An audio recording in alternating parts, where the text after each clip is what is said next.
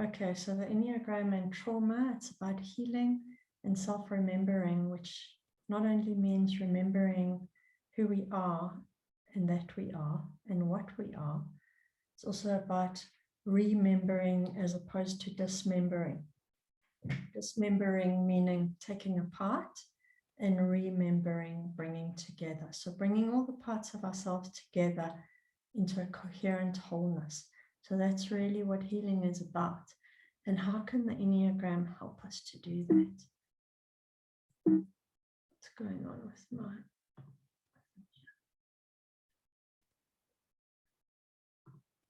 Sorry, I'm just trying to see whether my keyboard has run out of steam. Let me do this. Okay. So this quote on the left here that was in the ad for today that Renata posted is that a lot of behaviors that we're trying to fix as coaches, and yeah. We're not seeing that slide. We're still seeing the first slide. How strange. Let me see what's going on here. Maybe it stopped sharing. Let me stop share and reshare.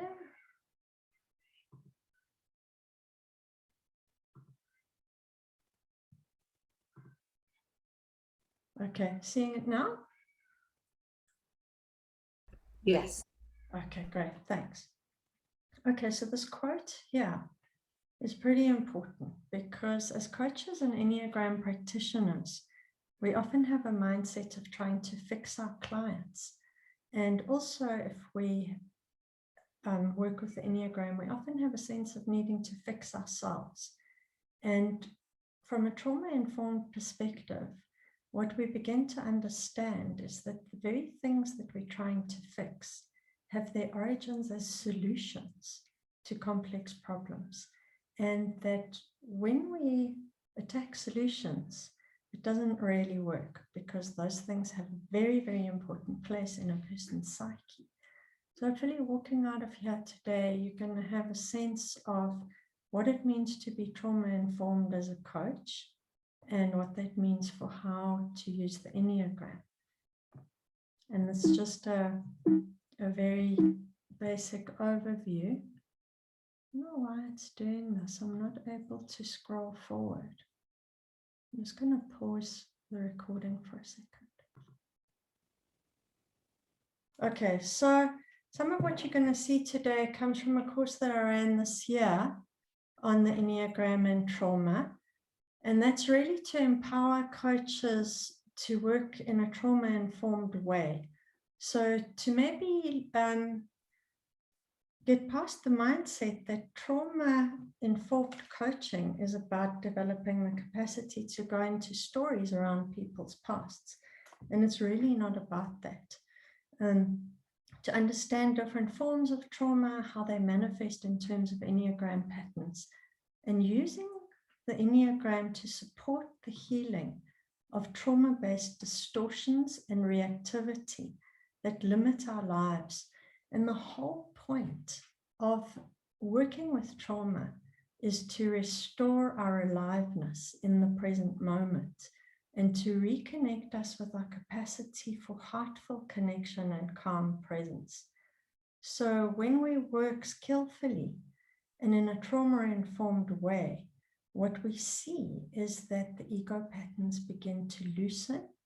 People reclaim some of their self-agency and they get into a more flowing aliveness.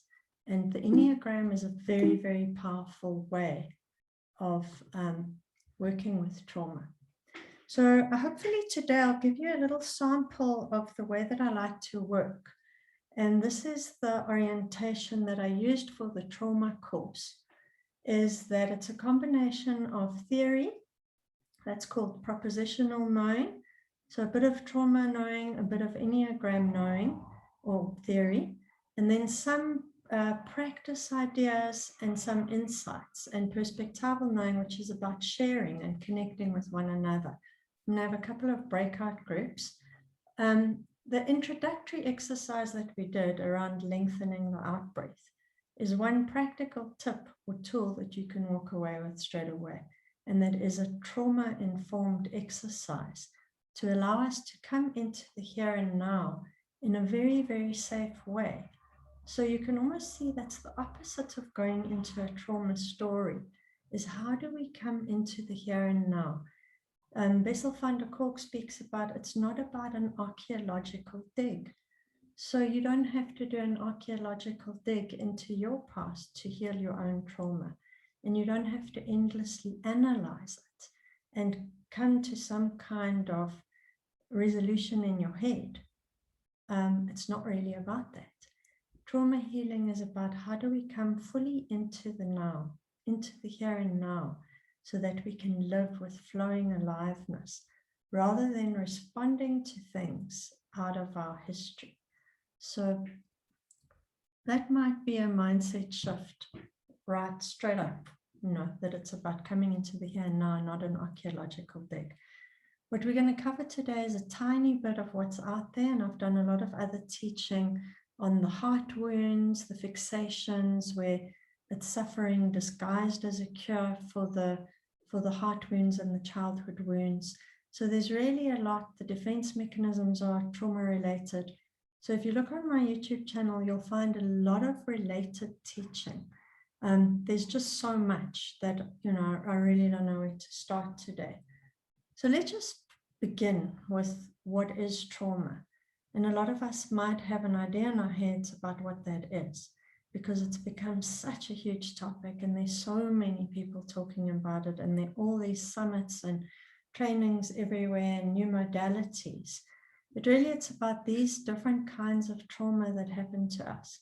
So complex post-traumatic stress disorder or developmental trauma is about complex and layered trauma that people experienced in childhood.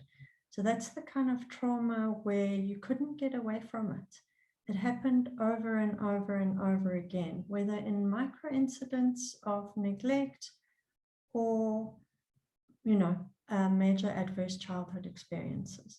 So that would be the developmental trauma, and it's complex because it's relational. You couldn't get away, and it happened in a place that involved caregivers who you needed to survive. Then you get attachment trauma, which is also around relationships with caregivers, and it can be different or it can be very similar. You get shock trauma, and most of us think of when we hear the word trauma, we think of shock trauma, like bad stuff that happened, whether it was a natural disaster or some kind of criminal incident or a car accident, whatever. There are many forms of shock trauma, as most of us know. And then there's intergenerational and collective trauma.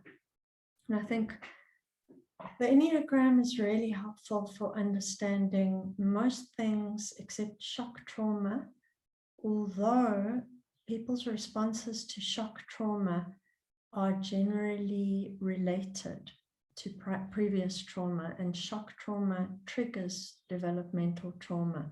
And people who've got developmental trauma generally have worse outcomes from shock trauma. So it's not always easy to split them out. And sometimes developmental trauma is shock trauma. So it's just worth knowing what we're dealing with. In the Enneagram, it's really, really suited to understanding and working with developmental trauma, because that's where our ego strategies come from. Just to help you understand the importance of looking at intergenerational and historical trauma, most of us come from a Western discourse, a kind of colonial discourse that is very individualistic. So a lot of psychology that we work with comes from Freud, and that's Vienna in the 19th century. It's very individualistic, and it's a particular model of the person in relation to their environment. But if we think about other ways of thinking about people in society, like in South Africa, we've got Ubuntu, I am because you are. It's a very different way of thinking about what we are as human beings. We're embedded in society, and we are mirrored into being and held into being in community. And I think often as coaches, we forget that. We forget that the client is in a system, in a context, and in a historical context that has been incredibly formative. So, it's important to consider intergenerational and historical trauma. And, that could be a whole thing on its own. And then some of those things will be part of what leads to adverse childhood experiences. If you've got somebody who's politically traumatized, or if your father was a veteran, in Iraq, that person comes back with post-traumatic stress disorder, and then their nightmares and violence and dissociation that they're not acted out in the household. Growing up in apartheid, all the brutalization, trauma, humiliation, shame that happened to people, a whole society, leads to internalized shame.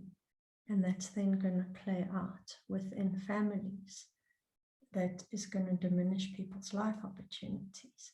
So when we start understanding these things, as well as epigenetic trauma, they found that Holocaust survivors' grandchildren carry the trauma of their grandparents.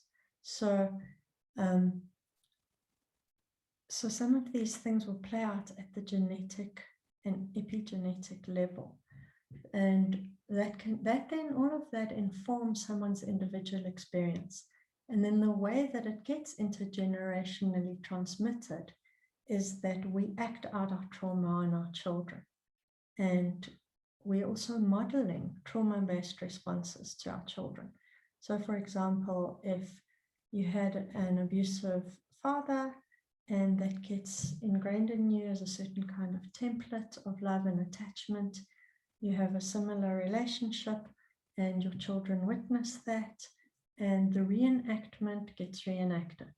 And this goes on and on. And most of us can spot intergenerational patterns in our families. The contextual and historical awareness is very important for coaches so that we don't just individualize the problem. And that's also shaming our clients to think that they just need to step up and get on with it and be confident. And it doesn't take into account where some of their self-efficacy is reduced. So just looking at what the Enneagram offers us in terms of understanding trauma and where our personality comes from. Trauma is very, very relevant in the Enneagram. And people often ask me, but isn't our personality also something really great? And it's not all trauma. There's also the essence and the spiritual dimension of who we are. And yes, yes, and yes. But there is a dimension of our personality that is a survival suit and a coping strategy that results from some of the aspects of the Enneagram that have been very, very well defined by people like Russ Hudson and others. So it's the object relations, which are relationships with early caregivers, and how we internalize ideas of nurturing, authority, space, household, and society. So all of our ideas about those things come from our early object relations.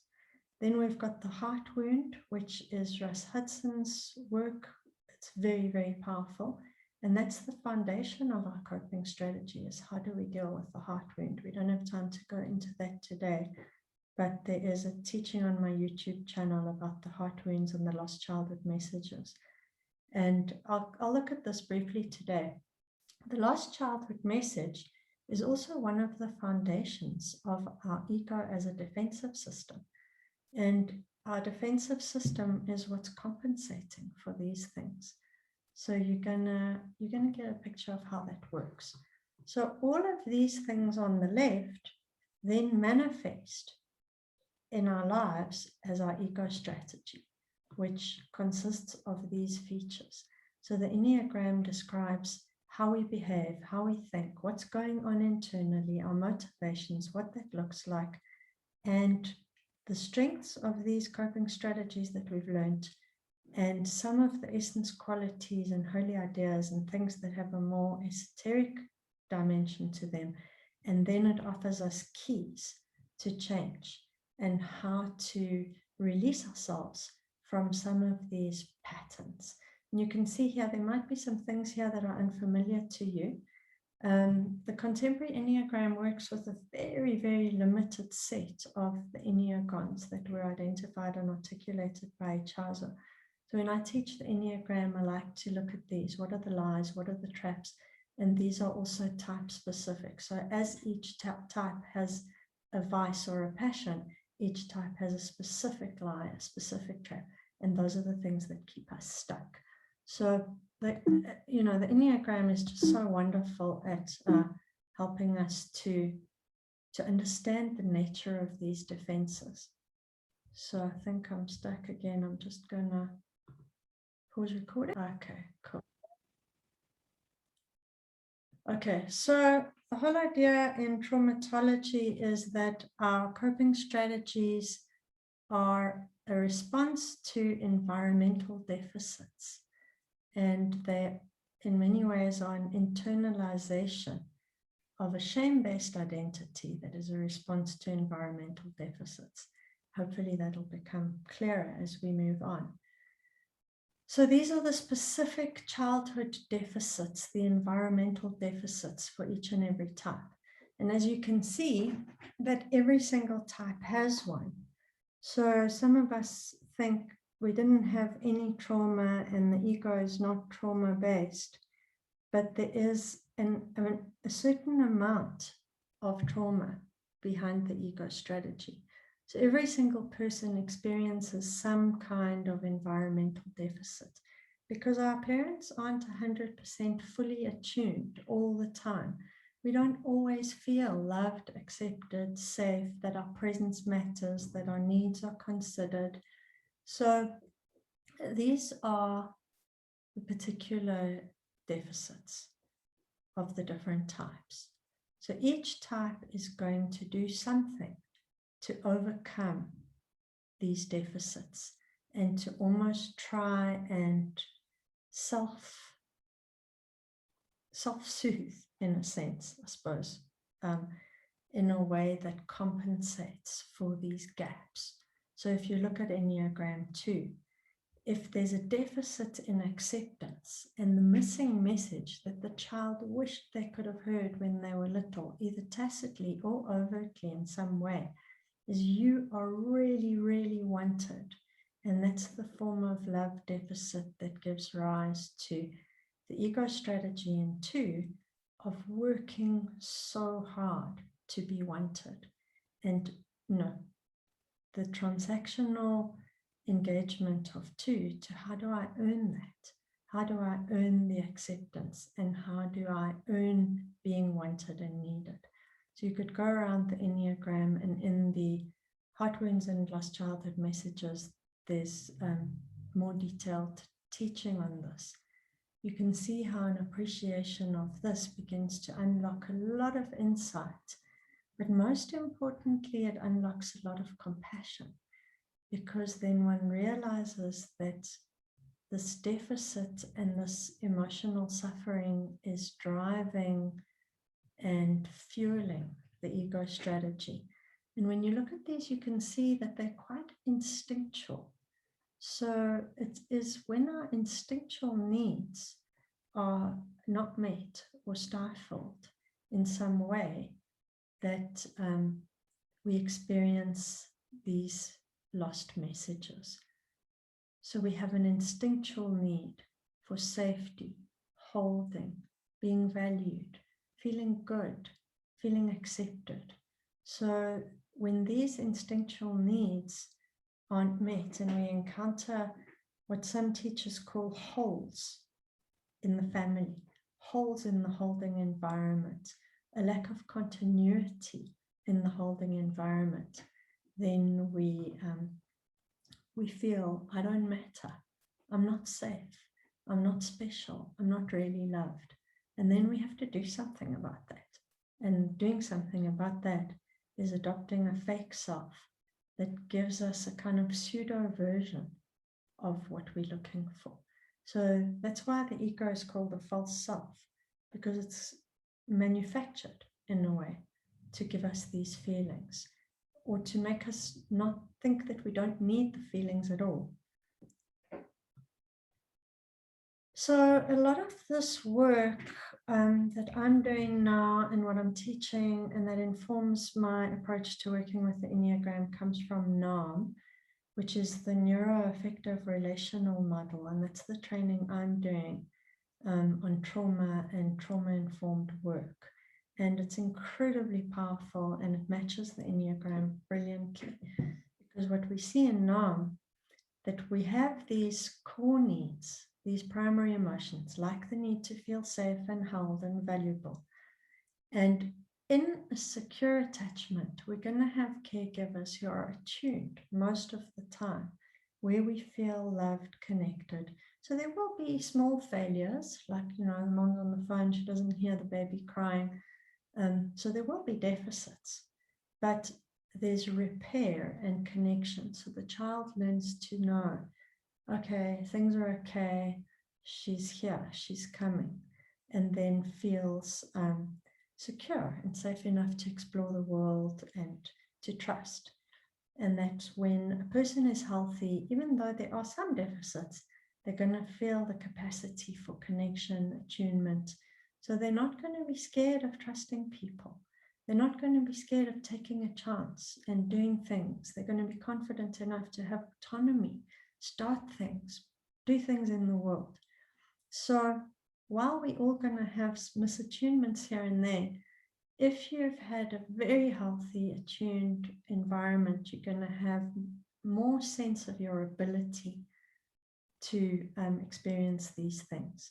Where you've had real environmental failure, it's some form of abuse, betrayal, violence, a dangerous context, these core needs and primary emotions are not met at all.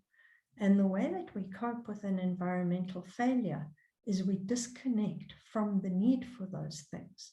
So, for example, an Enneagram 9, we have an innate need for autonomy, which is to be here and to do stuff and to show up and live our lives and have a sense of agency. Now, if that is inhibited or dangerous in the early childhood environment, we have to disconnect from that need.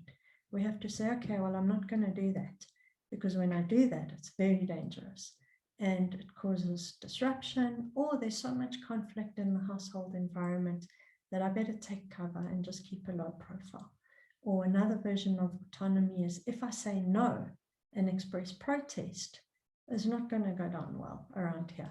So I'm just going to be easygoing and disconnect from my ability to say no altogether, disconnect from my own desires and impulses, because that's what's demanded in the early childhood context. So obviously then that becomes habitual. It works when we 1 and 2 and 3 and 4 and 5, and it works some of the time. And eventually when we're working and in our career and we are afraid to take responsibility or don't know how to push for a promotion, and we sabotage ourselves or whatever it is, and just using 9-ish examples, and or we struggle to start a business because we don't think we can or we shouldn't, then that disconnection doesn't serve us anymore at all. So people might think, oh yeah, lovely, easygoing person, I really like that person, but it's costing them somewhere in some other area of their life. So their capacity to really live and to connect with these things gets compromised, and the default emotions set in, which might be withdrawal. We could go around the Enneagram and talk about what this looks like and what the disconnection looks like for every single type. So 8, disconnection from vulnerability. 9, stepping up. 1, the ability to relax and go with the flow. disconnection from aliveness and instinct. Could go round and round the whole thing. But the basic essence of trauma and environmental failure is that we have to disconnect from ourselves and our aliveness in order to cope. So these coping strategies are a compensation for the real thing being gone, and they're almost a fake version of these things. And you'll see in a sense what that looks like. So the Enneagram is such a genius, brilliant thing because it describes these adaptive styles and our survival suit and our compensatory strategies in so much detail. So it describes all the layers of the self and the intrapsychic dynamics and how we move between these things and how the defense mechanism stops us from feeling the wound. And within each of the instinctual domains, we're doing a thing, we're putting on a show, we're trying to elicit worth in one way or another through our ego image that we present to the world. And we try and get people to believe that ego image. And that's very, very important to us, is how do I convince somebody that I'm one of these? So that would be the subtype strategy. And as we get deeper and deeper through the layers in the Enneagram, we start being able to ease out of those constrictions. But really, the Enneagram is the best map of the psyche that I've come across at a psychological level. So it describes all the triads. The Hornevians are the stance that we adopt.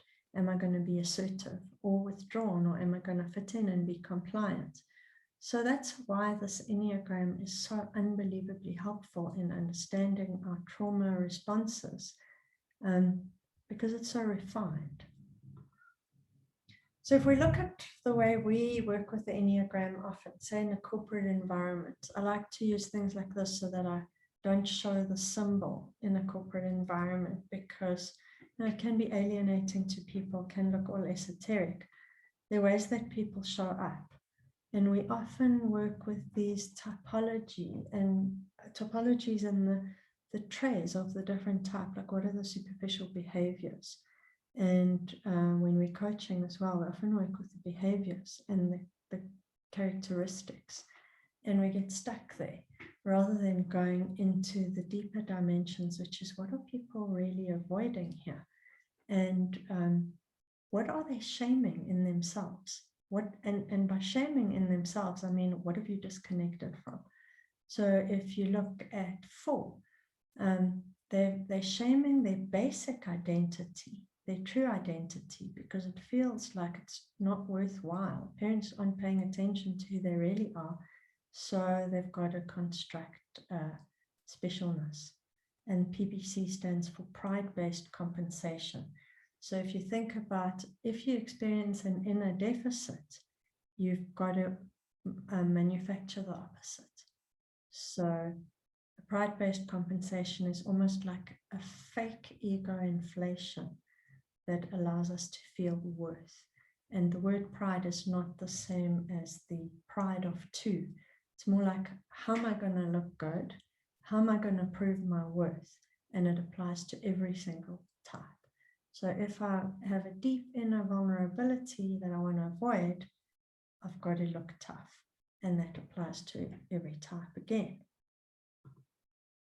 So let's just look at the gut center quickly, a bit more closely. And I'd like each of you to think about your action style, because each of us have a fixation in all 3 centers. And if you look at these, the avoidance, especially in your action style in the world, which one of these are you avoiding most? And can you recognize your ego strategy that is your pride-based compensation? So how are you dealing with those feelings as the predominant avoidance in the gut center of avoiding being controlled, avoiding your dignity being humiliated? So there are ways in which these fixations are influenced, but all of us will have one. And it's helpful to notice these things coming up in the moment, because as you heal, you become less trapped in the pride-based compensation. So you'll know what it's like working with an Enneagram 9 in an organization.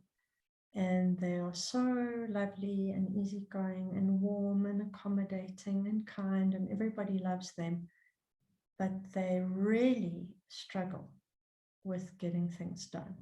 So egging them on and telling them they need to do this or this or that, giving them advice, is not going to help at all, because that is a coping strategy. It's a compensation for a fear of disconnection. So until we go in and deal with the pain and the fear of disconnection, until we release a person from that fear, that they realize that sometimes saying no, sometimes being visible and going against the stream is not going to cause disconnection. It's actually going to cause deeper connection. Until the person discovers that experientially, they can't let go of the compensation. It's just too dangerous, because their childhood wound is around disconnection. So in the yellow box at the top there, it says attachment comes first. So we automatically think of our caregivers as good, because when we're born, we are 100% dependent on them for our survival. As human beings, we are completely helpless for a very long time relative to other mammals. So in our minds, the survival that we get and the care that we get, no matter how deficient it is, as long as we are surviving, we think of our parents as good, our caregivers as good. They're it. They keep us alive. And we can't afford to think of them as bad. And also, we don't have the conceptual vocabulary or frameworks to even analyze them at all. So in that thinking of them as good and desperately needing that attachment to our caregivers as good as our basic survival strategy, we sacrifice who we really are. So if we have to choose between being ourselves and attachment, we're always going to choose attachment 100% of the time. And this is what Gabor Mate helps us understand so well. If you look at an Enneagram 3, they don't feel valued as themselves. They only get approval, connection, the love, and it's connection. They're one of the connection types, attachment types, when they are behaving in a certain way. So there's a fear of being authentic, because that could compromise the attachment. So I'm going to amputate my authenticity. That comes way second to attachment. And I'm going to be what I need to be to get the connection that I need. And this applies for every single type. Is what in myself do I need to amputate or trade in or deaden or forget about in order to retain attachment? And for the 9s, it's going to be, I give up my presence, existence, and worth, and direction, and desires, and care for my own needs in the interests of staying comfortable, and the attachment is to comfort, belonging, and connection. So I don't care what I have to do to keep the attachment. And each Enneagram type has a similar form of that. So 8s will disconnect from their vulnerability, because the only way that they can be in that environment in attachment to maybe a dangerous parent is by being tough, trading in their vulnerability. And then if you look at the heart center, if you find your heart center type, if you don't know your tri-type, it's not that difficult to discover, and you kind of intuitively know, oh, I do that. So 2 is avoiding rejection. 3 I already spoke about. 4, avoiding a feeling of irrelevance. And okay, pride-based compensations, pride in the false self into shaming our perceived inadequacies and deficits at 3. So you can't see my inadequacies and deficits as a 3. That's too dangerous. And as a 4, it's too risky not to be special and to put that specialness out there, because without it, I don't even exist. And in most of the ego structures, if you read someone like Sandra Maitri, we have to experience the non-existence of ourselves in order to heal. And we have to almost drop through it. She talks about, say for 7s, I'll go to the thinking center. She talks about needing to drop through the existential hole. Sorry for the typos here. This was done in a bit of a hurry. So, yeah, we have to experience our groundlessness in the head center, our genuine lack of safety and lack of security, lack of certainty, that we are able to be with that and contain it without jumping into our compensatory strategy. So when we realize, as the adult version of us, that we aren't 4 years old and we aren't in danger, and that we can step up to the demands of what we're facing, then we develop courage. So I'm talking around the themes of 6. And in all the centers, the inner triangle point describes the basic theme of that center. So in the head center, we're talking about a basic theme of security and feeling safe and held. And the 7 and the 5 are also variations on that particular archetypal deficit. Is how am I going to deal with deprivation and pain in the 7 and feeling overwhelmed at 5. So they're all strategies around being in the world. So that's something that is the challenge of the head center. So you can see all the pride-based compensations that then kick in. And these are absolutely necessary, and to let go of them is unimaginable. So then, if we look at the shame-based internalization of the deficits, the compensatory identity that I was talking about is the ego strategy. So we need to, because we're avoiding the experience of these deficits, they're so scary. It's so scary for a 9 to experience conflict and disharmony, and that we, we'll do whatever we can to avoid it, and that we'll cut off the self to avoid conflict and disharmony. And I've just highlighted the types in the rejection triad here, just to give you a sense of how much detail we could go into within each type. And again, this is only a subset of some of the Enneagram features that are described. So we cut off interpersonal tenderness, and we internalize a rejection. So it's a rejection of our own weakness and vulnerability. And you'll know if you're an 8, how much weakness and vulnerability irritates and infuriates you in others, because your whole strategy is about rejecting weakness and vulnerability. So we've got a big storm here. That's the thunder in the background. So, come on, grow up, get a life. You're not 2 years old. You sometimes hear Enneagram 8 bosses saying that to other people because they treat themselves in that way. They treat their own vulnerability in that way. So you can see how this self-shaming of a certain part of ourselves then plays out. If you're an Enneagram 2, there's a profound shaming of need. Like, I'm not allowed to have needs. And you find that Enneagram 2 is trying to look after themselves and take care of their own needs. There's a genuine pain in that. It's like, I can't do it. I feel selfish. Because that strategy of not having needs is very deeply entrenched, and it's been entrenched since very early childhood. And then these Hornevian stances are also part of our survival suit, that if I'm an 8, I've got to be disconnected. So that's part of the denial defense.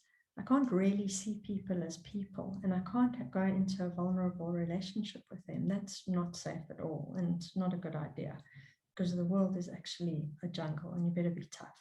So then what 8s do is they objectify people, and that's why they find it difficult to have sensitive and tender relationships, is because the defensive strategy is not really to see themselves as human and vulnerable, and then with that you throw out the other person's humanness and vulnerability. And the stance there, as we all know, is assertive. The stance of 2 is towards pleasing and compliance. So in trauma language, it would be please and appease as one of the strategies. So 2s do pleasing, 6s do appeasing.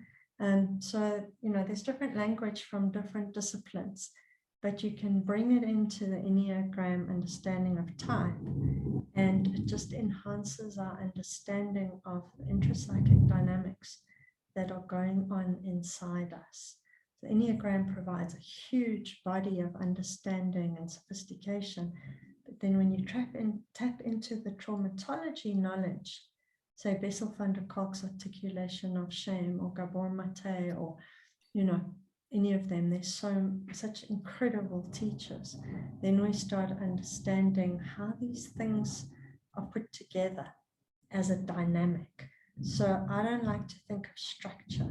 I like to think of process, that these things are moving. And our tri-type is a alchemical combination of different defenses. And then obviously also we've got the lines. So when this doesn't work, we go there. And when we really under stress, we go there. So you can see how all the trauma theory and the Enneagram depth come together quite beautifully. And that's why I love working with it. So if you look here, there's a fixity. And that's actually a word that Echazo used, that when we have a habit, a habitual response that's kind of worked, so we just choose that every time, then it becomes fixed. And that fixity is the opposite of aliveness. If you think about fixity, it's robotic, it's mechanical, it's got a formula, it's got a program.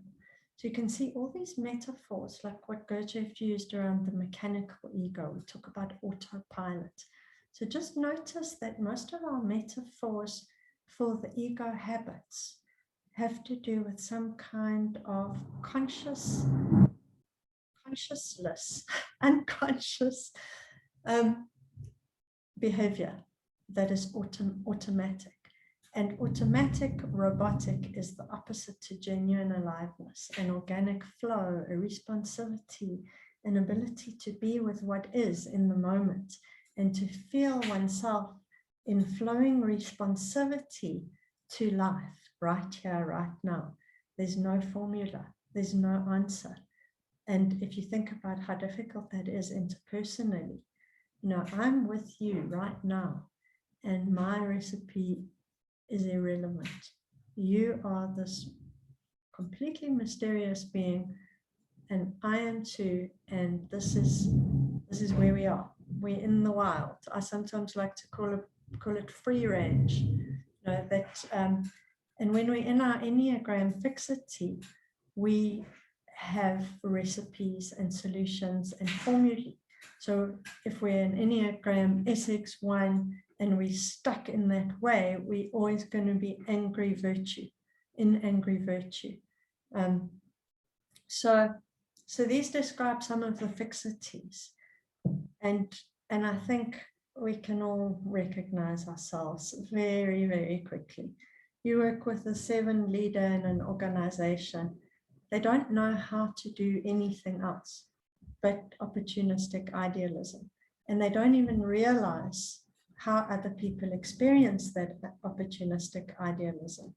So part of our work is discovering these fixities that are dominating our lives and end up ruining some aspect of our life, and finding a way of easing out of that way of being so that we have a broader repertoire of behavior, that we have access maybe to the high end of our lines, and we're able to calm down our nervous system so we don't always go into that trauma response. And the extent to which you've been traumatized is, you could call it level of health, but that sounds a bit judgmental. To me, it's like, what is the extent of your wounding that you are so trapped in your fixity? Yeah, so you could be mildly bruised, that you need to be very cautious, or you could be really wounded, where you just can't stand up for yourself at all. You struggle to say no, and you find safety in some idea or environment that is going to compensate for your fear.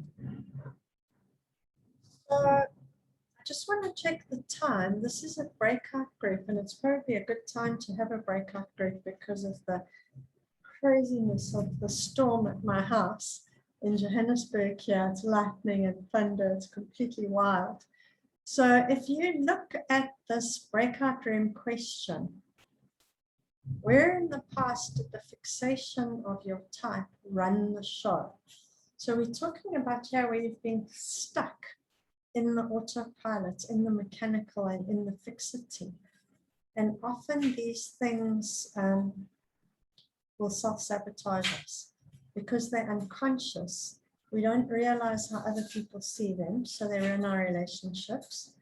But they ruin other aspects of our life as well. It could be overspending, workaholism, take your pick from the 9. And so just for a second, take a few minutes to reflect individually and maybe make some points in writing alone. Where in your past was that thing running the show? You can go back to when you were 20 or whenever, but just identify when some aspect of your type was in charge and you didn't even really realize it. And when you're reflecting on that, try to move away from the external narrative. Like, I was in this relationship, I was doing this or this or that. Try and pull your awareness back to what was your inner state. So how was your mental state at that time? What did you feel like in your heart center? What feelings drove you? And what physical state did it feel like to be in those compulsions? So, Renata, we at about time for a break, eh? No, not yet, Ing. We've only been going for 1 hour and 10 minutes, so we could do a quick breakout and then go have a tea break. Okay, I think we should do that. So I want us to, just take a photograph on your phone or a screenshot or whatever, so you've got the prompt for the breakout room. I really want to emphasize trying not to tell a long story about the context and the events and going into a story. What we're talking about is, what state were you in when you were in the constriction of the fixation? And if it's too far back, think back to last week when the fixation was running the show. You might have been in a meeting where you were with someone who had a lot more power than you, and that might have triggered you. Or you were in some way criticized in public, or whatever it is. I'm just guessing different type experiences. Or if a 9, you were in a conflictual situation. How did your fixation jump in and run the show? But then forget the context. What was going on in your 3 centers? The big thing of the Enneagram is, how do we become aware of ourselves here, now, in 3D? Not thinking about the Enneagram, coming to awareness of our own body. The 3 centers are in our body. So reflect on the state and maybe write thinking, feeling, body, and write a few words for each of the centers. So my thinking was a mess. It was in wheelspin. I was scattered. My heart was constricted. My gut was in a knot. Just write a few words about each center, because that's what we're going to talk about in the breakout. And so just checking the time. Okay, I want to give you a decent amount of time. So about 15 minutes in pairs, so that you can really go into it. And every time you go into narrative mode and storytelling, try and come back to the sensations, what it felt like to get triggered. So maybe your heart contracted, you lost focus, you went into a blind rage, whatever it is. Really try and track the somatic experience in all of your things. So yeah, if you can't join a breakout room, just let me know, or otherwise if you accidentally get put in one, you can just hop out and come back to the main room. I have set them up, Ing, if you like. Oh, you have? Oh, brilliant. Oh, thank you. That's fantastic.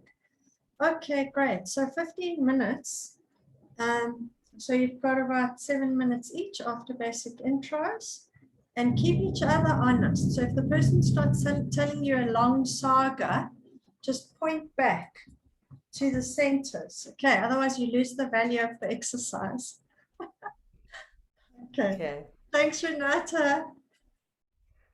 All right, so I just got a message. So somebody's been dropped off. So one of the rooms will have 3. If there's nobody in your breakout room, or for whatever reason, either come back here and we'll reassign you, or just call moderator and we'll pop into your room. We're going into breakout for 14 minutes with 60 seconds to come back in 3, 2, 1. Okay.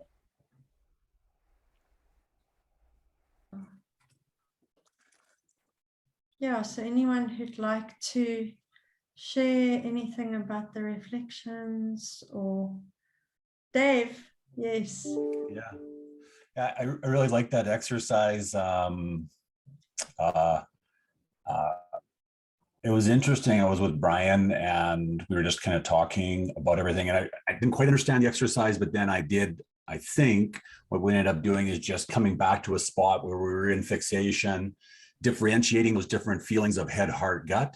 And I just did feel the integration as we were talking about the different things coming back, and thought that was quite interesting. So differentiate and then integrate, just to understand and get a better understanding of where I was head, heart, gut at that spot. I could viscerally feel that spot back there and almost feel the compassion for myself at that spot, which was really quite interesting. Wow. Can you say more about the integration? Yeah, I love Dan Siegel. So we talk about differentiating the different spots. So I was able to come back to, it was a spot in high school where my 4 fixation was full on, right? And I was able to just take a look back then, and I tried to view it through my tri-type a little bit, but then I just let kind of go of that and just allowed, what was I really feeling in my gut? What was I feeling in my head there? And it gave me a better view when I did that of how my core pattern of 4 was really leading the show right back then.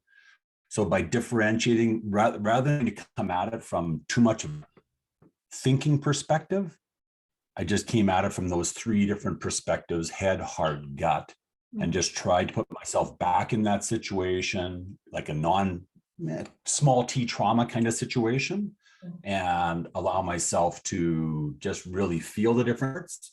And by doing that, understanding those different parts, from that integration standpoint, it allowed them to come together and understand each other a little bit more. If that makes sense. No, that's really interesting, because I didn't anticipate that aspect of it, but that's helpful. And the purpose of the exercise is to see that it's not about the story.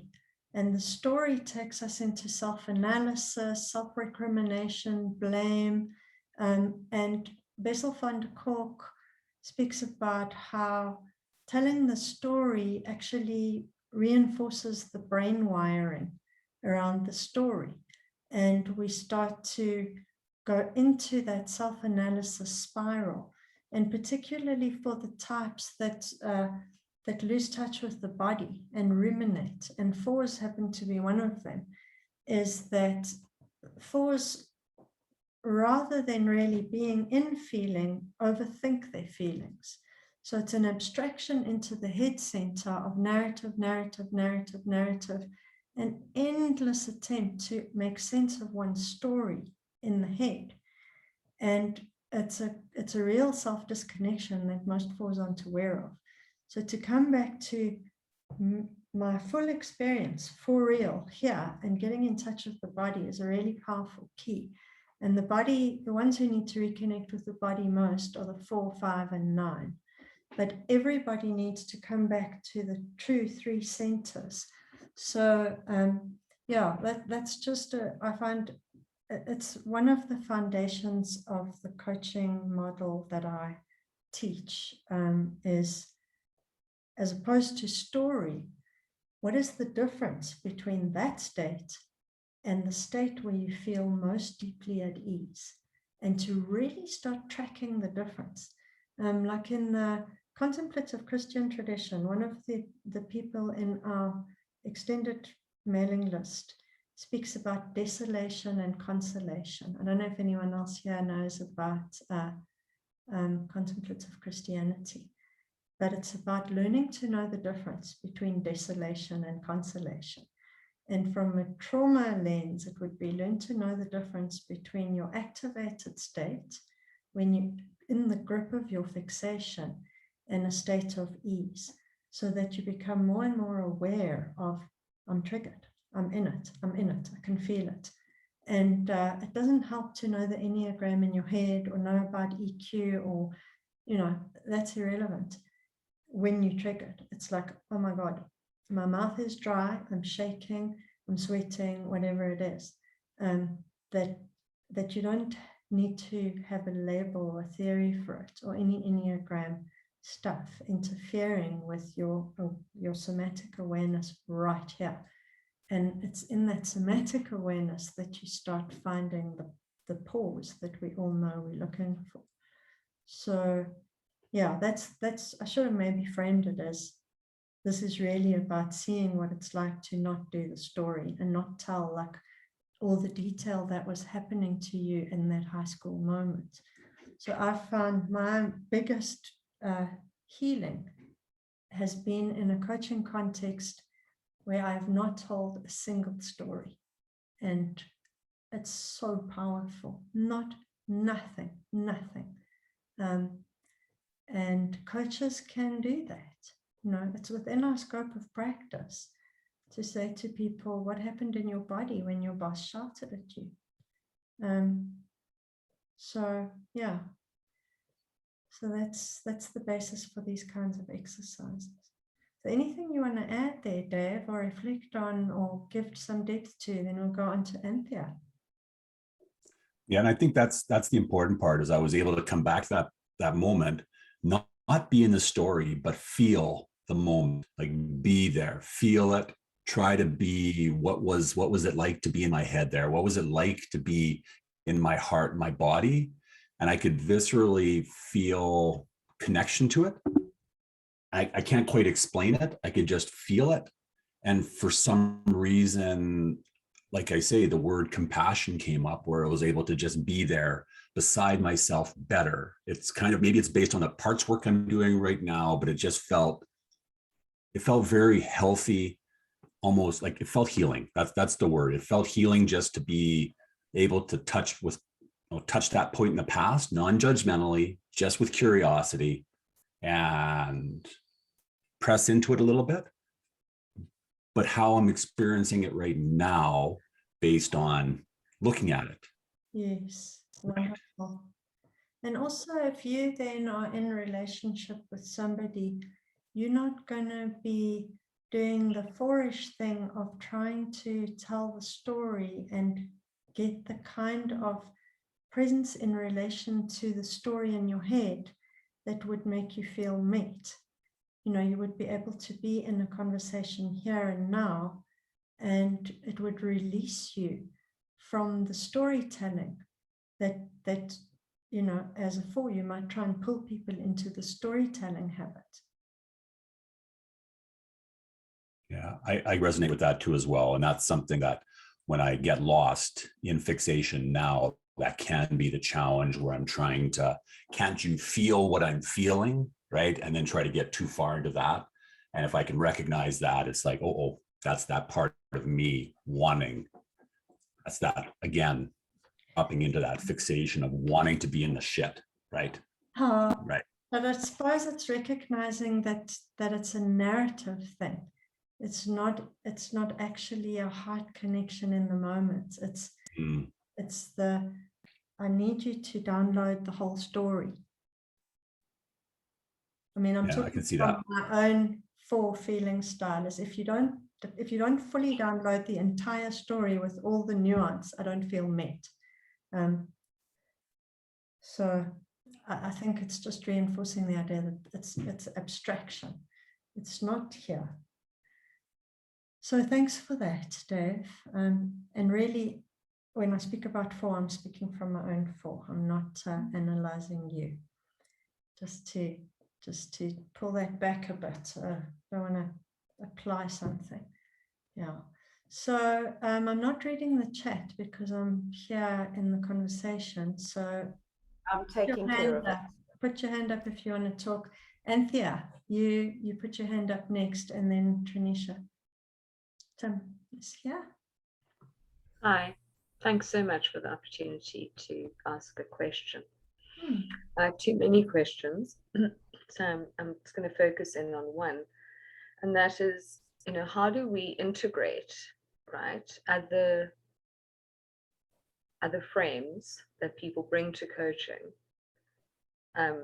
that also are valid, right? So, for instance, you know, PTSD effects are important, and if one is seeing a client in coaching who has worked with their PTSD, for instance, or their CPTSD or whatever, often they would have had some helpful therapy to help them engage with that. So how does one honor what they're already bringing to the process, and not sort of force them, in inverted commas, into the URA, right? The whole complexity of labeling people and what that can bring up. How does one present, you know, okay, so this is where you're showing up right now, right? And what does that mean? And how does one then integrate the story of the previous treatment in a healthy way in the process? Thank you. Thanks. Okay, so I'm hearing there are 2 real areas of the question. So one is if a client has been in therapy and they come and they've got a story that they want to tell, and how to be with that and honor the fact that they have done meaning making and sifting. Where are you, Anthea? The screen's changed. Oh, there you are. Okay, great. Thanks.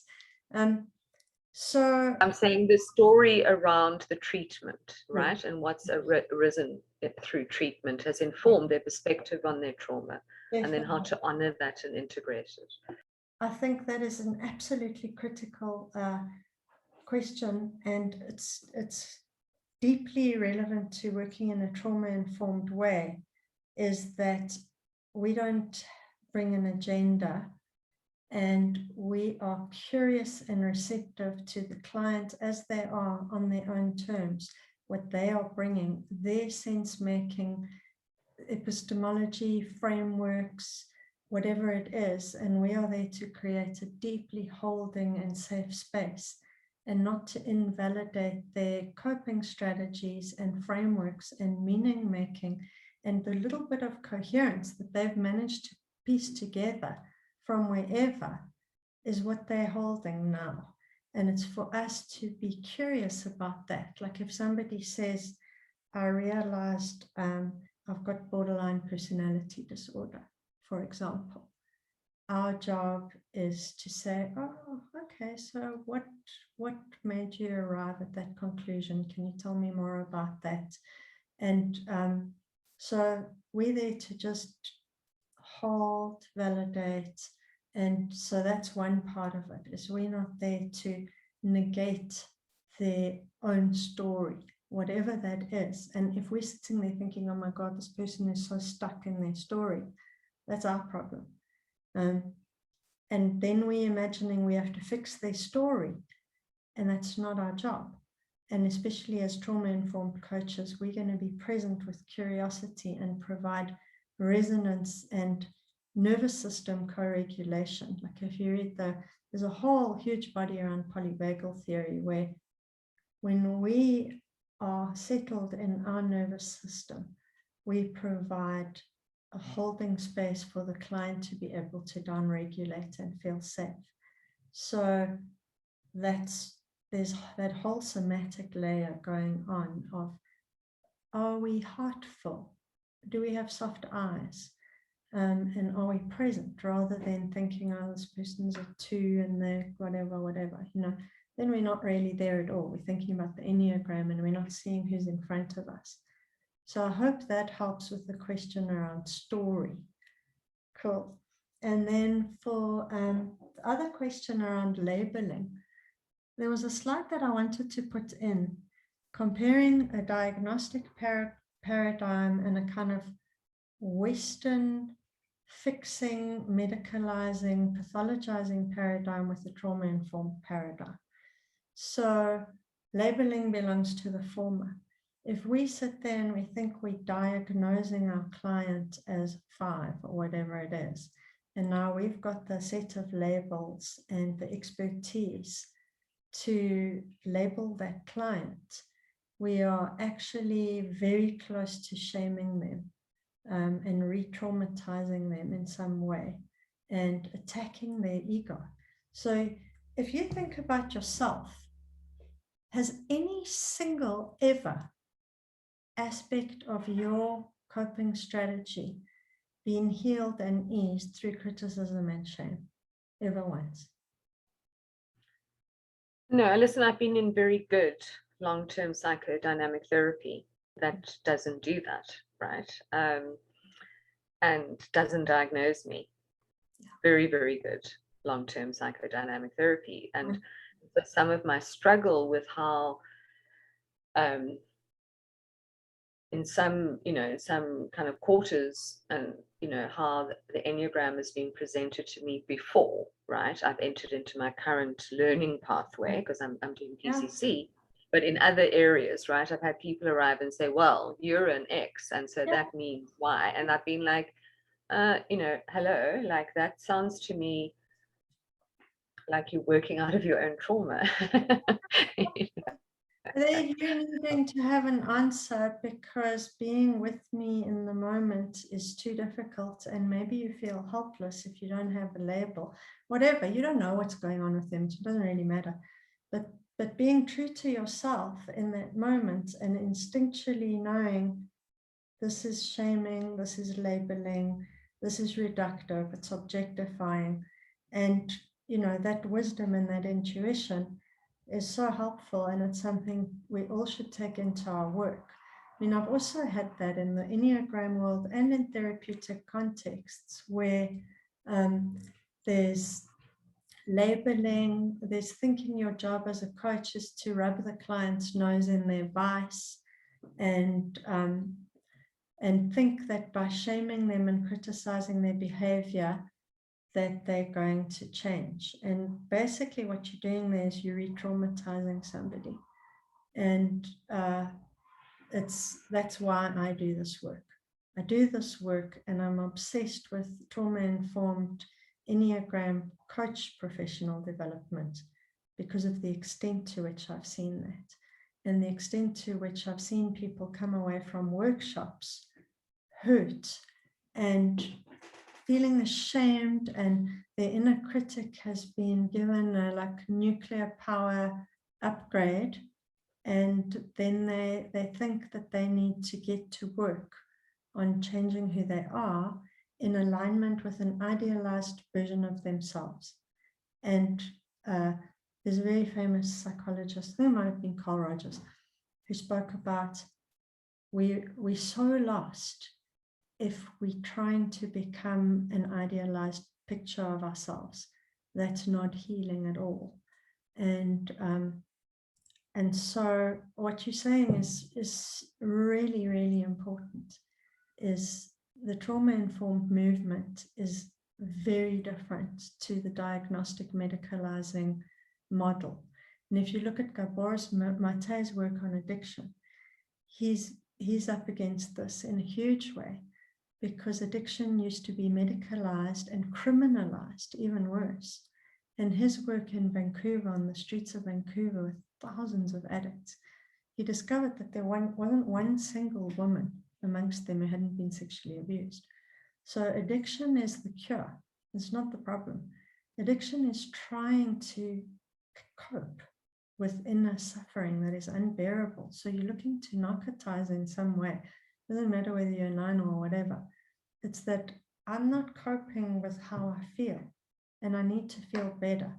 So the alcohol or the drugs or the sex addiction or the gambling is a way of dealing with my own distress. And the way to actually alleviate the addiction is to not need it anymore, because we're able to be with the suffering, and we're able to find enough inner quiet, equanimity, serenity. And Thich Nhat Hanh talks about a stable inner home, which I really love. Is if we've got a stable inner home, then we don't need our addictions anymore. So that it's, you can hear there that compassionate paradigm is so validating and so respectful, and it's the opposite of labeling. So that's why I'm like, please, let's not shame our clients. Please, let's not label our clients. Please not think that our job is to shove the Enneagram in their face and say, this is you. Because it's traumatic. You don't know who's in front of you anyway when you're debriefing a report, and what they've been through and how ashamed they already were walking into the room. So I'm on a big trip about this now. That's why I designed the coaching course and the trauma course. It's like, okay, so what?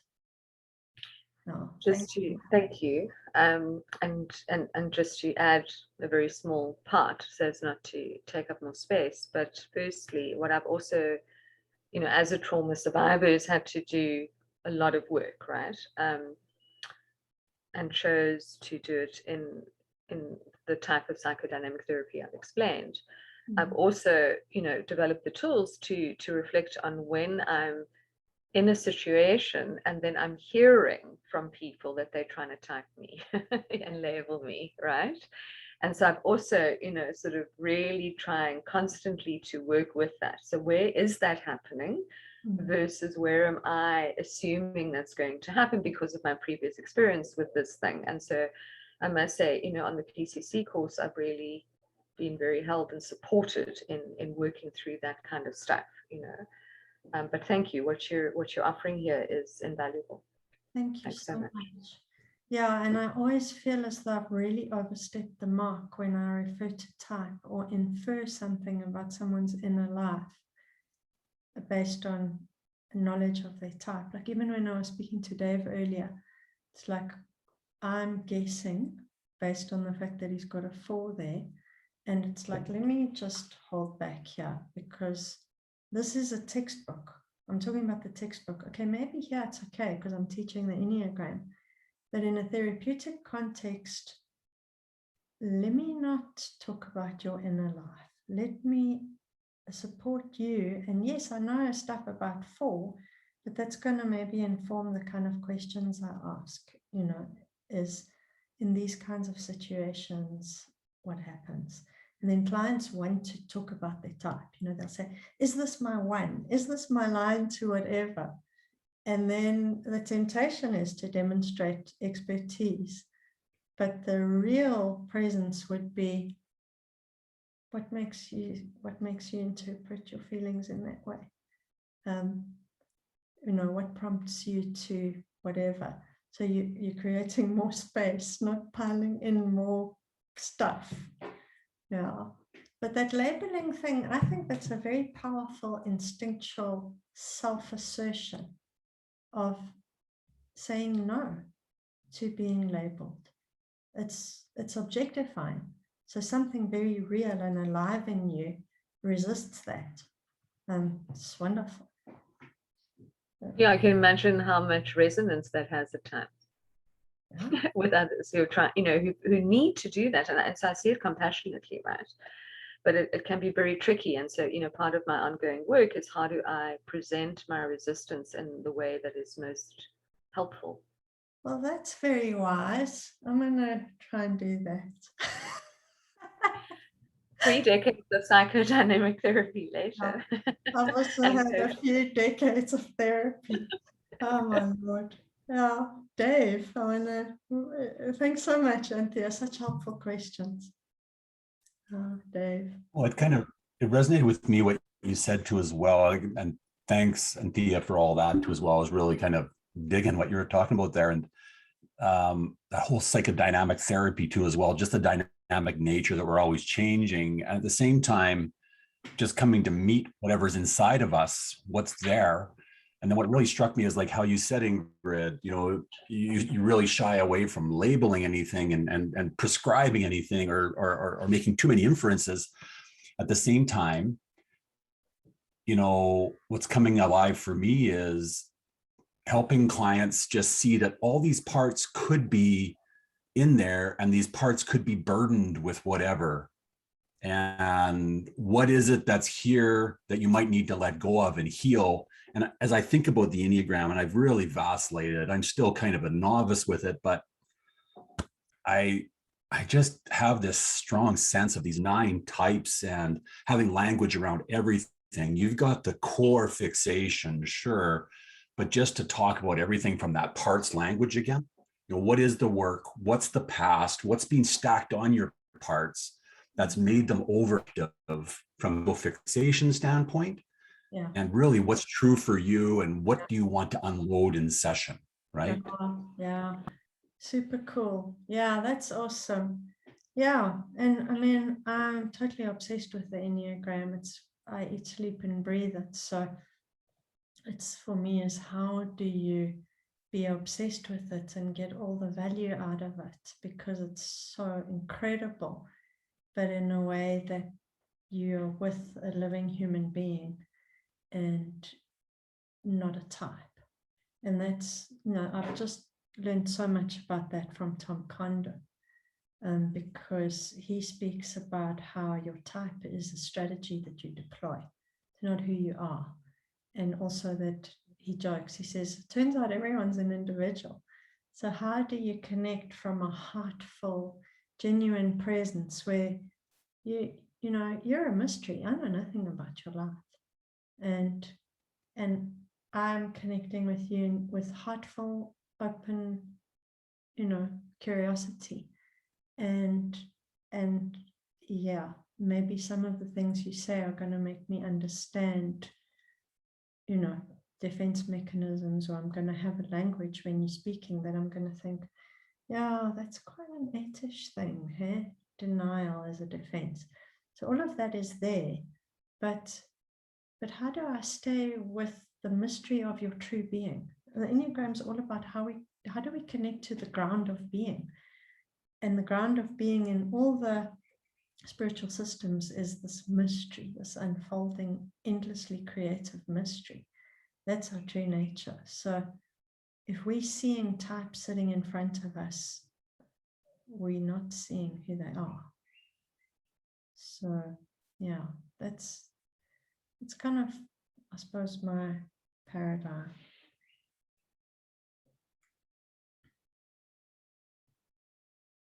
Anyone else want to add? I saw there are a bunch of things in the chat. Should I have a look? Tom Just quickly Condon. Go to his website. He sells chapters of his book for about $3. It's ridiculous. His writing is incredible and he's brilliant. So look him up. If you go to my YouTube channel, I've got tons of his videos saved there. He's one of the best teachers in the whole wide world. And Brian, context critical. Yes, context has informed your life. And yes, there's power in storytelling. So there's another model that I created around coherence using Peter Levine's work, where it's about sensation, affect, narrative, and narrative being one of the elements. So if we've got a coherent narrative arc to our life, it's one way in which we find coherence about our story and also meaning. So if you're able to transmute your painful stories about your past into a meaningful narrative about my presence here and what I'm doing, and then yes, it's part of it. But most talk therapy stays there. It doesn't look at what are your feelings in the here and now when you get triggered. What are the sensations? How are you making a link between the way your boss looks at you and the way your dad looked at you when you were 3? So those parts, you know, the sensation and the triggering can sometimes really be left out of the story. So we have to touch on all aspects. It's not negating how narrative fits in, but just that it's one of the domains of healing. I mean, we know from narrative therapy and appreciative inquiry, it's part of suffering is how we've joined the dots. Like my story is that I'm a loser and a fuck up and I'm worthless. I've got this whole narrative. And then therapy will be transforming the stories that I'm telling myself about myself and my life. So yeah, absolutely. Thanks for raising that. Is there anything you want to add around that? You're on mute. No, Ingrid, that's fine. Thank you. Are you sure? Yeah. I just wanted to make the point because, I mean, I teach my clients the beauty of and the power and the therapeutic value of storytelling, especially for leaders. And so I didn't want the message to be that we forget the story, Yeah. Thank you for that. It's important. Yeah. And if you look at Shanae Swartz's work, she wrote a wonderful book called Reauthoring the World. So part of coaching will be reauthoring ourselves. And for leaders, it's about mediating the reality for people. It's about this is our strategic context. These are our challenges. It helps people to orient their work to context. So all very, very critical. It's just in the trauma work is emphasizing the fact that we're not doing an archaeological dig and telling the traumatic events and about how bad this person was again and again and again, because a lot of people have the assumption that it is that, and it's not. All of the therapists say it's not about repeating the trauma narrative again and again. So I think there's quite a distinction between reauthoring one's life and retelling trauma stories. What are your thoughts? Thank you.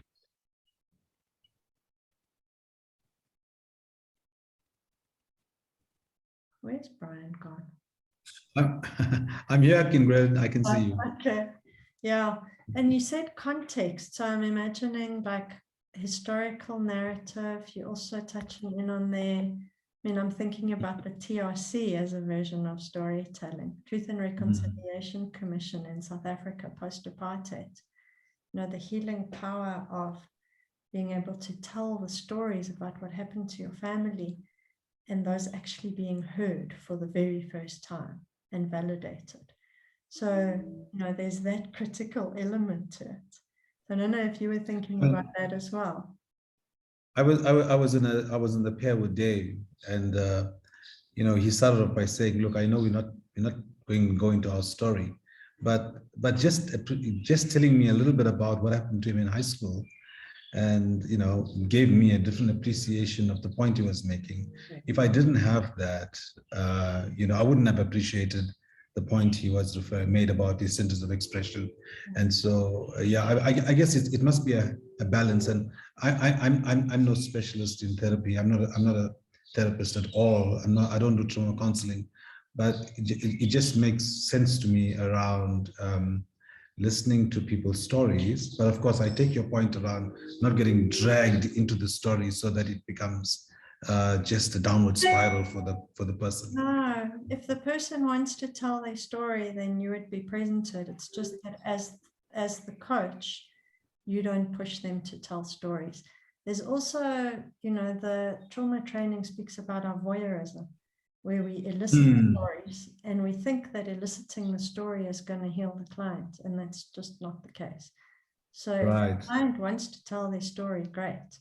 But it's not our job to get them to go there or even think that it's a valuable place to take them. The research demonstrates that. So I'm pretty confident from, all the theorists that I've been reading that we shouldn't take our clients to story. But if they want to go there, we're there to be present and listen for sure. And I wouldn't say drag down, there's no badness about any of it. I mean, yeah. So, and also the purpose of the exercise is just to experience what it's like to reflect on the fixation from a somatic state rather than analyzing it. So, that exercise is not necessarily something you'd give to your client as a recipe, for self observation. But as coaches, it's good for us to know the difference between analyzing in our heads and having an awareness of what it means to be a three-centered being. And that's part of the true Enneagram, is that 3D embodiment. Anything you want to add?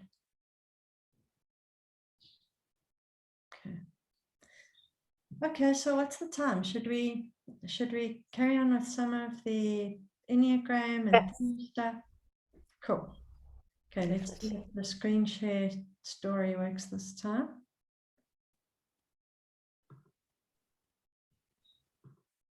Okay, I just went back because somebody alerted me to the fact that I left out the 3 thingy.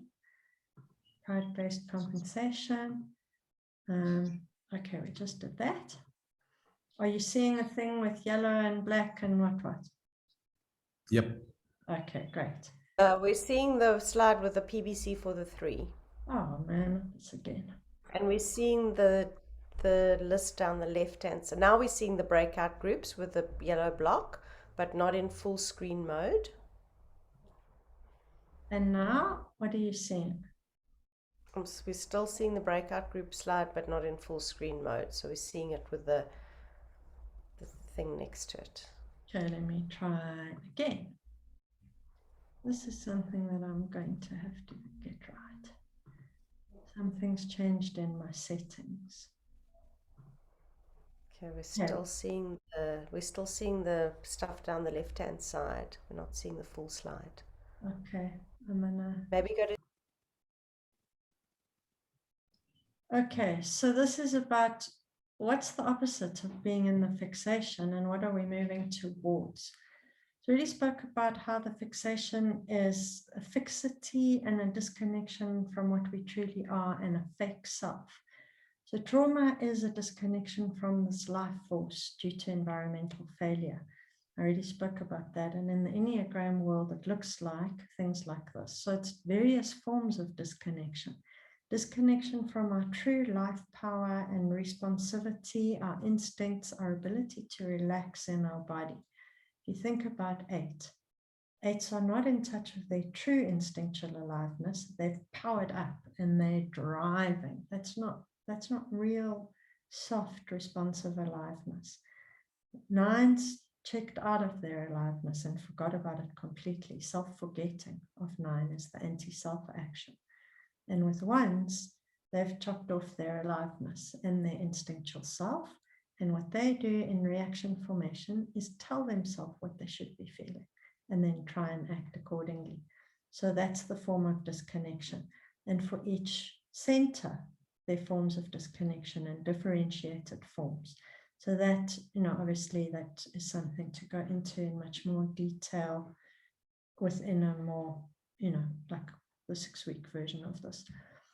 And then Hiller, who's the NARM founder, and he's so brilliant. I couldn't believe I didn't know his work before. I'm reading his book at the moment. It's amazing.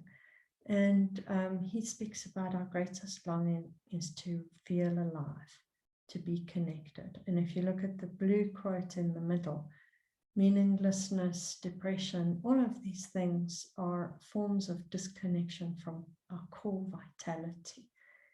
And so as healers, what we're really doing is helping people to remove the blockages that disconnect them from their aliveness, joy, connectedness, and their inner groundedness and safety.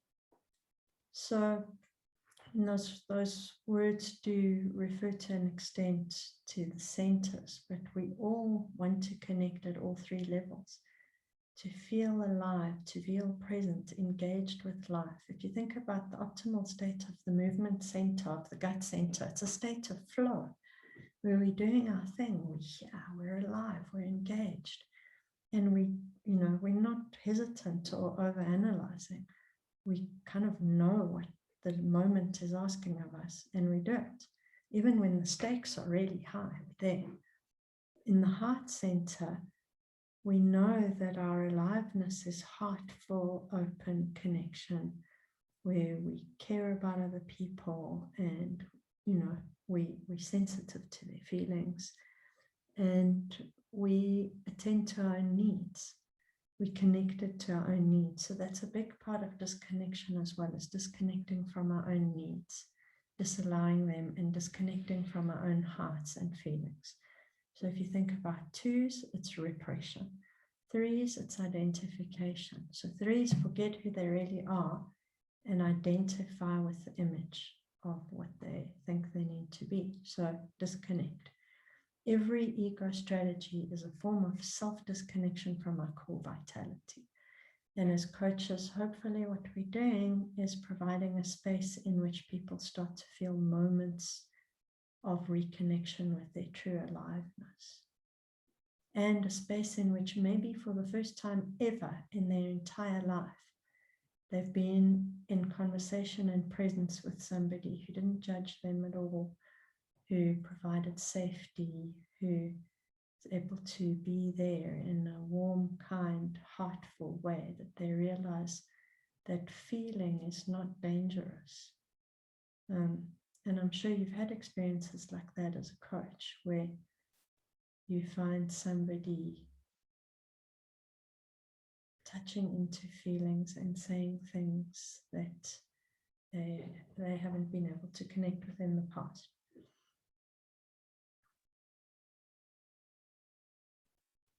So if you look at the last bit of that quote, a state of energetic flow and coherency in all systems of the body. So this is Hiller, the NARM work, dealing with these 3 centers: body, mind, heart. Very beautiful work. Oh, goodness sakes. Every time I stop, it gets stuck. Okay, so the effect of trauma is that we lose our agency, and this false self takes over. And if we are in autopilot mode, we have lost our agency. We've lost our ability to choose and to respond. What we're doing is reacting, and reactions are shame-based. Reactions are trauma responses rather than free responses where we're able to choose in the moment. So the real self is the one that's able to relax and be mature and consider the situation and take appropriate action in the moment with the full consideration of all the facts. When we're in our child identity and we're in the shame, we project our false self and we act out of the mechanical pattern that we developed when we were little. And so we're acting out of the shame-based compensation. So that's when we are trapped. And agency is freedom. Another word for agency is freedom, that we have the freedom to act rather than to be on autopilot. So what we find is through the healing process, we have more and more access to our true agency, where we feel like, this is what I want to do. I'm not too scared. I feel this is my impulse. I'd like to, look after my own needs. I'd like to say no. I'd like to establish boundaries. And the part of me that says no is the shame-based part that is ashamed of having needs. The inner critic says I'm selfish. That comes from the childhood wound. So as we heal, we start moving along this line here towards greater and greater agency of reclaiming our true self from the false self and the ego strategy that we needed when we were very young. So let me stop for a second. Are there any questions about this? They're making sense. So the most important part is that our fake self is based on shame, that we have shamed certain vulnerable parts of ourselves into being out of the picture and instead adopted this defensive strategy.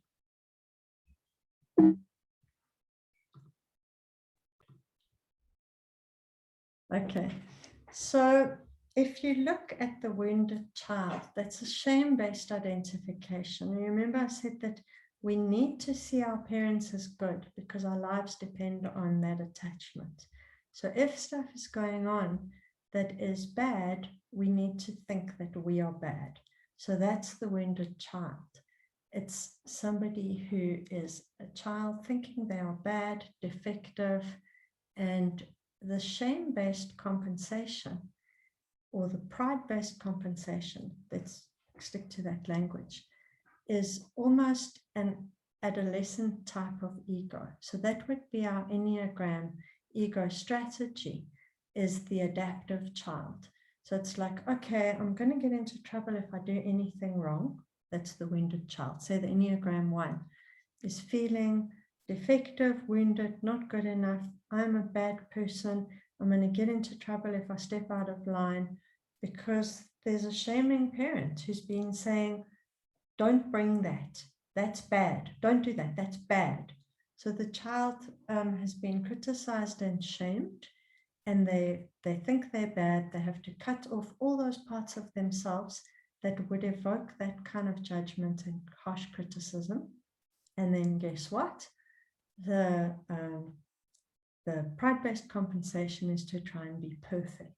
So the adaptive child, the second column there, is perfectionism. So I'm going to be perfect. I'm going to show you I'm good enough. I never do anything wrong. And so for each ego strategy, we're going to see the wounded child and the adaptive child. And then this whole piece about the inner critic is to show that to get to the functional adult stage is the healing journey. So if you look at the qualities of being integrated as a functional adult, and just notice if your inner critic starts jumping in to shame you for the fact that you might not be all of that. Mature, thoughtful, nuanced, forgiving, based in the present moment, being able to handle imperfection and ambiguity. So if you look at those points there, it's adaptable, flexible, and able to learn new skills and new coping strategies, so not always needing to be compliant, or tough, or exciting. Fill in the missing word for your ego strategy. So when we become healed, when we experience healing, we start being able to choose what's appropriate in the moment. And in Enneagram land, we always say that is, when you need some 8, you bring out some healthy 8. So you're flexible. When you need some 3, you can go and get some 3. And the more healed we are, the more fluidly we can move around the Enneagram and go and get other ways of being. So 7 can go and get some 5, and 1s can go and get a bit of 7. And that demonstrates the extent to which we've managed to ease out of these restrictive adaptive patterns that the wounded child has needed. So all the adaptive child strategies are protective. It's just that you're trying to be an adult, but with a child consciousness. So it's almost like the vulnerable wounded child is in the boardroom strutting around all tough. And that's just an 8-ish type of example. So that's not really a healed adult ego. It's an adaptive child ego that's compensating for the wound. So the reason the inner critic doesn't want you to heal is because that adaptive child has protected you for such a long time. And the inner critic doesn't realize that you're an adult. The inner critic, because you're stuck in a child consciousness, thinks that you are maybe 4 or 5 years old. I've done an inner critic exercise with people. I don't know if I've done it in this forum ever, but an inner parts exercise to connect with the inner critic real time and visualize it and enter into a dialogue with that inner critic and ask, what role are you playing? How are you protecting me? And the inner critic is a protective part that is saying, don't give up your adaptive child persona. Don't give up that tough 8-ness. It's dangerous. And it will shame us. Every step that we take towards healing, the inner critic jumps in to try and stop us from healing. So if you understand this, if you look at the 3 at the bottom, the Enneagram 1 inner critic says, no ways, don't be flexible, don't. It's risky, you're going to lose control, you're going to look like an idiot. And then if you look at 2, it's dangerous to have needs, you're going to be selfish, you're going to lose connection, no one's going to like you. 3, if you're really yourself, you're going to lose the approval, you're going to be rejected, and you're going to lose everything. So that inner critic is on the side of the adaptive child because that's where your safety has come from in the past. So when we disidentify with the inner critic and we realize that our healing involves understanding its protective role and having deep compassion for the part of ourself that needed such a strong inner critic to protect us, things start to ease a bit. So I want to stop there because I know how much wisdom is in this room, and specifically people who've worked with inner parts. I know, Dave, you've done a ton of work with inner parts. So I want to maybe invite you in to maybe talk about this inner critic story a bit.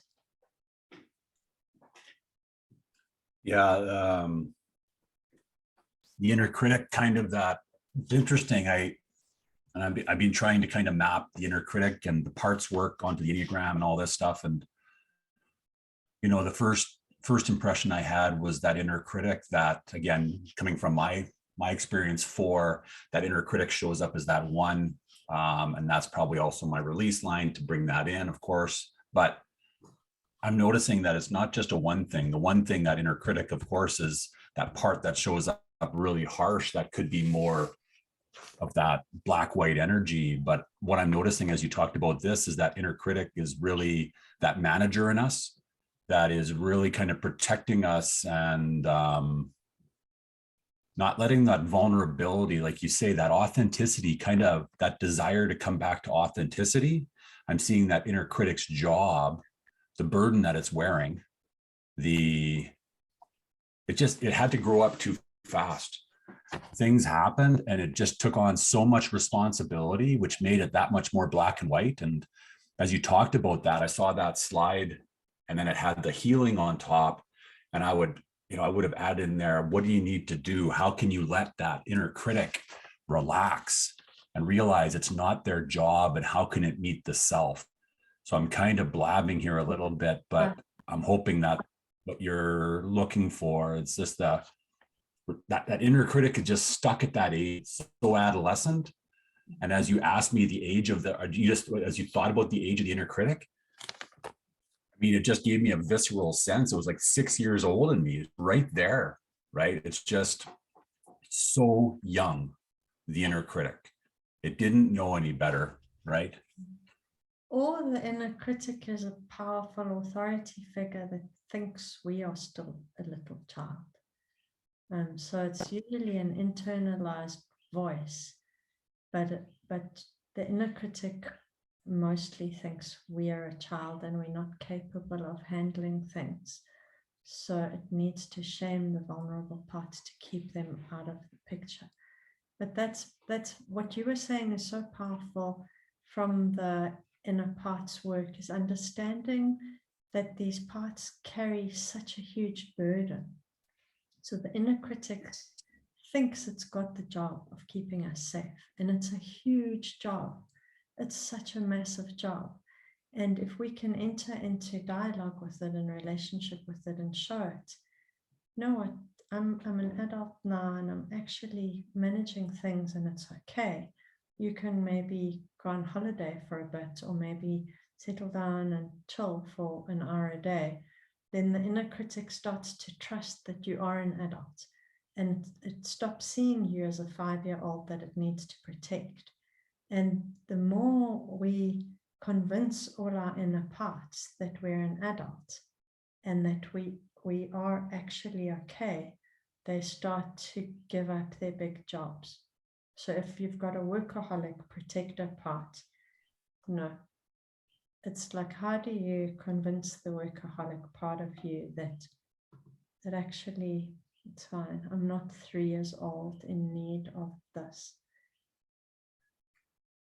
Yeah. So It struck something in me as you said that, Ingrid. I got to add one more thing. It's like once I can see that inner critic was, again, trying to manage that younger me, whatever that is, it took on that role. Once I can see that, another one of my teachers said, well, what can you do to let that energy off the cross? And when I hear the voice of where that inner critic is coming from, then I can step back, see it from self, have a conversation, but it's almost like I'm going back in time and epigenetically allowing that inner critic that showed up there, that character, to heal itself. It's almost like I'm having a conversation, not to get too, but this just really struck me here. Like, my dad just passed away, and I had a great relationship with my dad, but he's very much that inner critic voice. But the more I think about this, the more I see him as a little child and where his patterns came from. So by being able to see all this, it almost links it back over time. And it's just, I feel goosebumps right now. It's just like a release. Yeah. It's like me being able to parent myself. Yeah, I can let that inner critic, I can let its job go. Yeah. And let it just be what it truly wants to be and what it's always been meant to be too as well. Yeah, it will be somebody who can provide, it can change to being a bit of a mentor, like just reminding you of responsibilities or whatever. But what you're talking about is almost like the same way we can have an inner parts constellation where we have dialogues and relationships and all of the parts come to respect us as the self. We can have an intergenerational constellation. And sometimes the marriage therapists talk about there are always 4 people in the marriage bed. the person, the partner, and both parents, because of all the projections that are going on. I mean, actually there's 6 people, because it's the 2 parents of each of the people. Sorry, I forgot. So it's about the whole constellation going on. And the more we can get into dialogue with our own inner parts, then, yeah, we let them off the hook. So, yeah, and that's a big part of the healing. The cool part about the different modalities is if you go to hypnotherapy, you'll do inner parts work in a theta state. So you'll be able to go into a deep, deep theta state of relaxation, where the hypnotherapist will say, this inner critic that tells you that you are inadequate and a loser, can we speak to that part, please? Will you step forward? And you say, yes, you can speak to that part steps in, and the therapist will say, okay, what is your name? And that part, you know, in trance, you're able to access that unconscious and that wisdom. And that inner part then is able to speak for itself and be interviewed by the therapist in front of you, because you're conscious. And the therapist can then let the inner part speak and then say, Ingrid, did you hear what that part said? And then you have a mediated conversation where it's like, okay, for you to go on holiday, this shaming part, what do you need to see from Ingrid to see that she's not 5 years old? And it's an incredibly healing process to have the dialogue real time, and, you know, the agreements, and asking the inner critic then, what, you know, what's going to make you comfortable, and asking the client, can you ask that inner critic to be helpful? What would you like to see it do?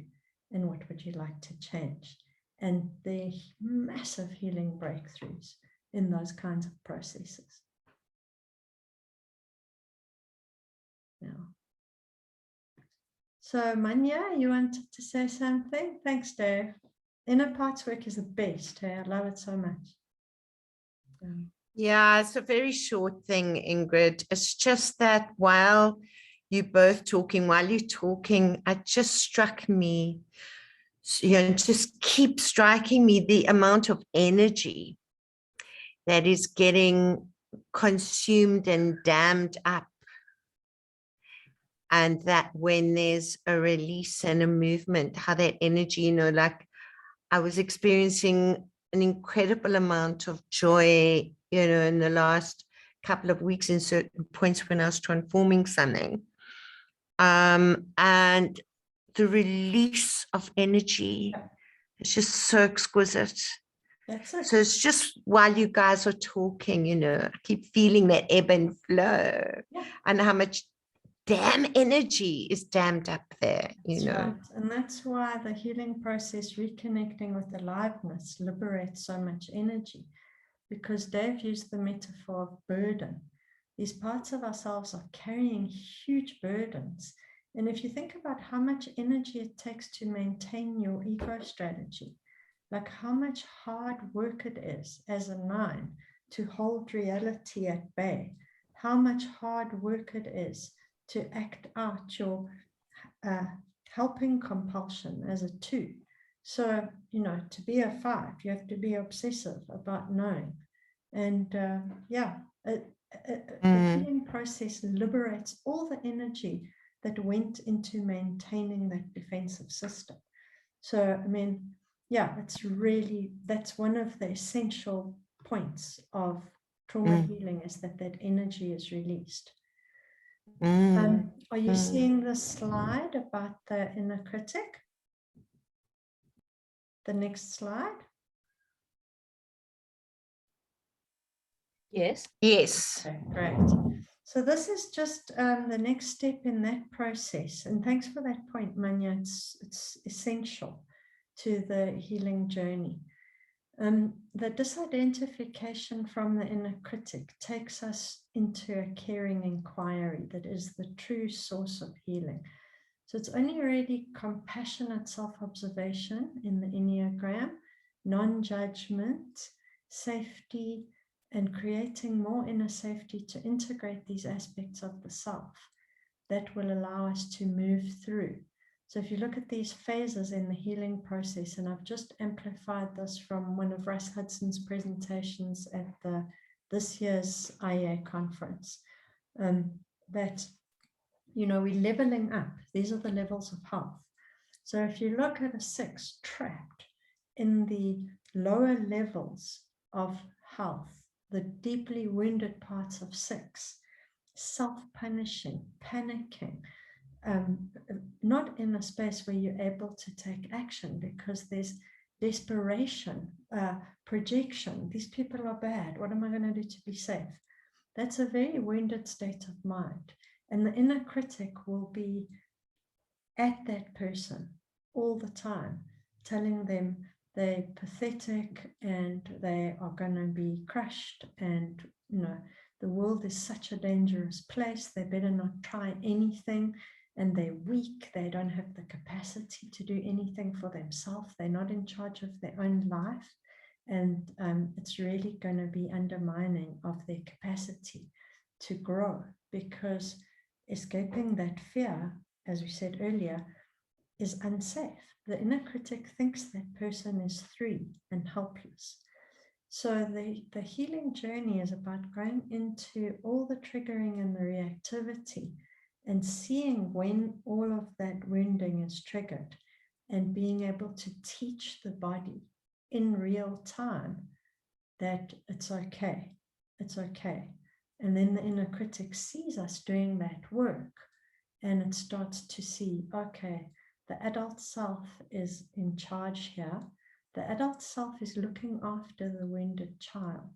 So I've worked with people whose 4-year-old self is in a client situation, and switching to the adult self and saying, okay, let's see what would happen if the adult you were in the room and the 6-year-old were somewhere safe. What would happen if we let the 6-year-old being in a wonderful environment with a trusted caregiver, and she's not with the client, she's there, and you in your adult self with all your competence, with all your training, with all your expertise, you there. And when the inner critic realizes that you're in charge and that you are taking care of the wounded child, then the inner critic doesn't need to take care of the wounded child to the extent that it was before. So it's through that compassionate self-observation, just true compassion, not criticizing the fear, not trying to give someone a pep talk, that we move through this whole layer of healing into the more liberated states. And this it's a journey, and leveling up is a big deal. So Russ Hudson speaks about how how at level 4, we're having a pretty good day. So just if you see this and you're judging yourself and, you know, thinking, oh my God, I'm at level 7 or whatever, just be aware of the fact that, you know, these higher states are quite rare, and most of us are muddling around in the average levels, and then when we triggered, going into the low levels. So yeah, just bring in some self-compassion to the way in which you're seeing the slide. So that's really, I think, one of the most important aspects of this whole exploration around trauma, is that we need to overcome the self-shame. And one of the ways is by seeing that inner critic is supporting the shaming of parts of ourselves as a protective mechanism. And if we can start seeing that, then and working, the only way is through self-compassion. So that's a very important part of the model. What's the time? Do we have time for another breakout room? It's 22, so then we've got 20 minutes. We could do. Can we have a 10-minute breakout room? How many people in a room? I want to have a nice one. Can we have a different pair So not recreating the same room, but here again, going into a state change. So in the coaching, trauma-informed coaching, where we aren't going into story, again, we're going into the 3 centers from an Enneagram perspective: head, heart, and gut, and looking at when have we felt a different form of presence in those 3 centers. So if you think about what has helped you shift any of your type-based patterns towards greater freedom and responsibility. So just remembering a time where you found a little bit more freedom to choose your response, and as recent as possible would be great. So was there a moment in which you were able to not do your old mechanical ego response that you might have done 10 or 20 years ago, but you really noticed yourself from a settled and really feeling of being resourced when you acted from that place, even if it was just for 5 minutes? In the breakout room, if we can maybe have 7 minutes, 3 minutes each, to talk about what did that feel like, head, heart, and gut. So in that moment, take yourself back there, if possible this morning. If it's only 5 minutes in the last week, okay, 2. But just to put yourself in that state as fully as possible and talk about the texture of it. So the somatic sensations with as few labels as possible. So, rather than using the word happy, you could say my chest was open. So try and use very descriptive language of the state. So yeah, if we can, let's just say 7 minutes, 3.5 minutes each way to connect with that state. All right. So if I'll keep tabs if your partner drops out, if your partner's not available, come back into the room and I'll reassign you, or call for help. We're going into breakout in 3, 2, 1.